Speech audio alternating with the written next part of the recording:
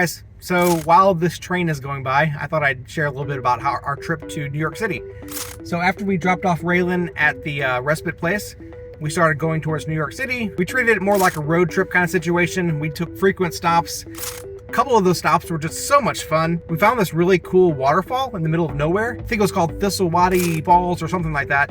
It was just super nice. There was like a really shallow stream. You could walk in it. It turned out being really cold, but lots of fun. And this waterfall was much bigger than we thought it was going to be.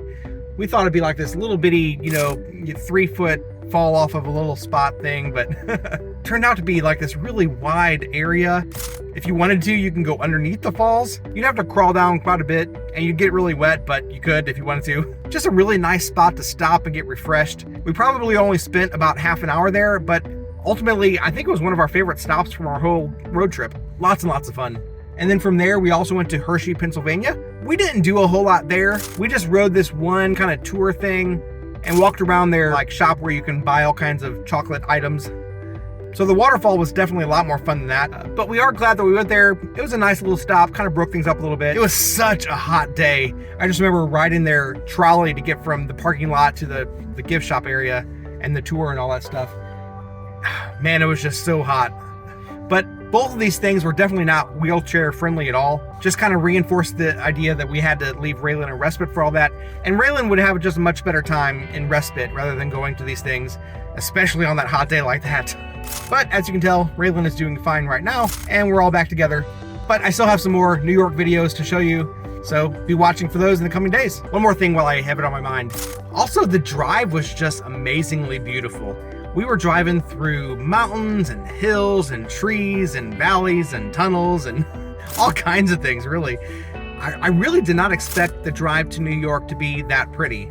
For some reason, I just had it in my head that everything about driving to New York would be like driving in New York. Like I thought it'd be like busy streets and, just cities and all kinds of stuff, but I just didn't stop to think that like the way to New York would be scenic. It would be really, really nice. So that was an unexpected fun thing about the trip. It's just that the driving was not that bad. I think I'll get into this a little bit more than in the next video, but even New York City was not bad driving, honestly. Since we drove in on a holiday, it was Memorial Day, there were very few cars on the road. Like the tunnel went under the Hudson River was just like empty. So the driving for this vacation really wasn't bad at all. Like you think that a road trip, a lot of times just the driving is just so monotonous and it takes forever, but it really wasn't that bad. Didn't mind it at all. And plus we just had really good weather the whole time. I don't think it might have rained once, but it was not bad.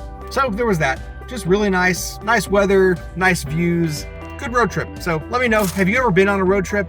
What do you think about road trips? Do you like road trips? Do you hate them so much? Let me know in a comment. And yet, not everything goes as planned.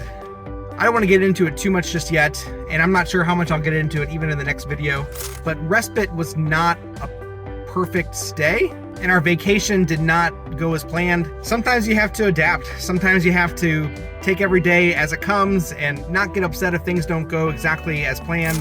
We still had a great time, and the important thing to remember is that everybody right now is healthy and that every day you go through things, you learn. Am I being cryptic enough, vague enough?